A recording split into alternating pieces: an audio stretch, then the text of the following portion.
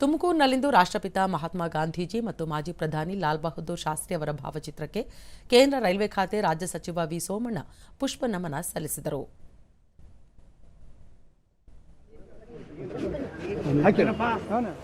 ಇದೇ ವೇಳೆ ಖಾದಿ ಸ್ಟೋರ್ಗೆ ಭೇಟಿ ನೀಡಿ ವೀಕ್ಷಿಸಿದರು. ಶಾಸಕರಾದ ಜಿಬಿ ಜ್ಯೋತಿ ಗಣೇಶ್, ಸುರೇಶ್ ಗೌಡ ಹಾಗೂ ಬಿಜೆಪಿ ಮುಖಂಡ ಹೆಬ್ಬಾಗ್ ರವಿ ಉಪಸ್ಥಿತರಿದ್ದರು.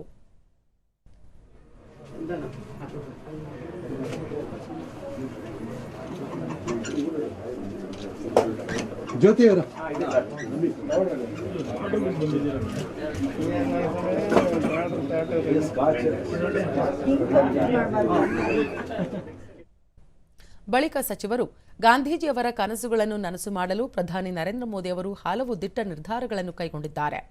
ಖಾದಿ ಬಟ್ಟೆ ಬಳಕೆ ಹಾಗೂ ಸ್ವಚ್ಛತೆಗೆ ಹೆಚ್ಚಿನ ಆದ್ಯತೆ ನೀಡಲಾಗಿದೆ. ಗ್ರಾಮೀಣ ಭಾಗದ ಜನತೆಗೆ ಶುದ್ಧ ಕುಡಿಯುವ ನೀರು ಹಾಗೂ ಹಲವಾರು ಅಭಿವೃದ್ಧಿ ಕಾರ್ಯಗಳನ್ನು ಕಾರ್ಯರೂಪಕ್ಕೆ ತರಲು ಶ್ರಮಿಸುತ್ತಿದ್ದಾರೆ. ಅಭಿವೃದ್ಧಿಯೇ ಸರ್ಕಾರದ ಗುರಿಯಾಗಿದೆ ಎಂದು ತಿಳಿಸಿದರು. 10 ವರ್ಷದಲ್ಲಿ ಸನ್ಮಾನ್ಯ ನರೇಂದ್ರ ಮೋದಿ ಅವರು 100ಕ್ಕೆ 100 ಗಾಂಧಿಯವರ ಅನೇಕ ಕನಸುಗಳನ್ನು ನೆನಸಾಗಿ ಮಾಡ್ತಾ ಇದ್ದಾರೆ. ವಿಶೇಷವಾಗಿ ಇವತ್ತು ಸ್ವಚ್ಛ ಭಾರತ ಅಭಿಯಾನದ ಜೊತೆಯಲ್ಲಿ ಇವತ್ತು ಸ್ವಚ್ಛತೆಯ ಜೊತೆಯಲ್ಲಿ ಬೇರೆ ಬೇರೆ ಕೂಡ ಆದ್ಯತೆಯನ್ನು ಕೊಡ್ತಕ್ಕಂಥ ಕೆಲಸ ಮಾಡಿದ್ದಾರೆ.